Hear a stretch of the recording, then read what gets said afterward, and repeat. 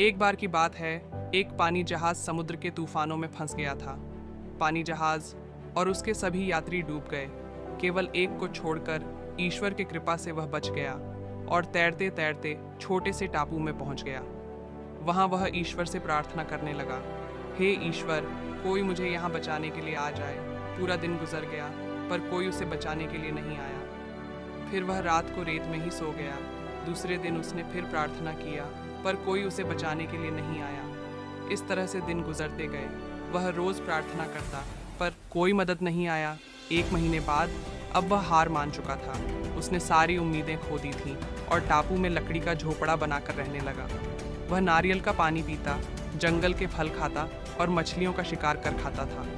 एक दिन वह मछली पकाने के लिए चूल्हा जलाया, तब लकड़ियाँ खत्म हो गईं। वह लकड़ियाँ लेने के लिए बाहर गया और जब वह लौट कर आया तो उसके झोपड़े में आग लग चुकी थी। यह देख वह बहुत उदास हुआ और ईश्वर को कोसने लगा। उसने कहा, ईश्वर, आप बहुत निर्दय हो। मैंने मदद मांगी, आपने मदद नहीं भेजा। मैंने रहने के लिए झोपड़ा बनाया, आपने उसे भी जला दिया। ईश्वर, आप बहुत निर्दय हो। वह पूरा दिन ईश्वर को कोसते रहा। रात हो गई और वह बाहर रेत में ही सो गया। सवेरे जब उसकी नींद खुली तब उसने एक बड़े से पानी जहाज को सामने पाया। उसे अपनी आंखों पर भरोसा नहीं हो रहा था कि कोई उसे बचाने के लिए आ गया है। वह पानी जहाज में चढ़ा और पानी जहाज चलने लगा।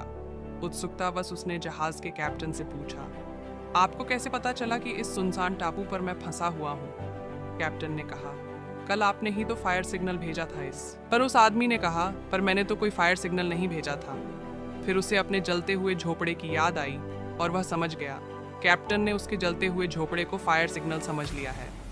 उसे एहसास हुआ कि झोपड़े में आग लगना ईश्वर का ही प्लान था ताकि वह उस टापू से निकल सके।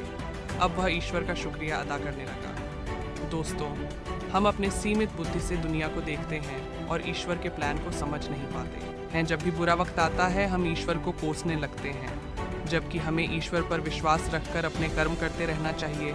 जब भी बुरा वक्त आए तो हमेशा याद रखना, इसमें भी ईश्वर ने आपके लिए कुछ बेहतर सोच रखा है जो सही समय आने पर आपको पता चलेगा। इसलिए कभी हार मत मानिए और अपने अच्छे कर्म करते रहिए। और आपके अपने चैनल लाइफ हैक्स को सब्सक्राइब ज़रूर करें।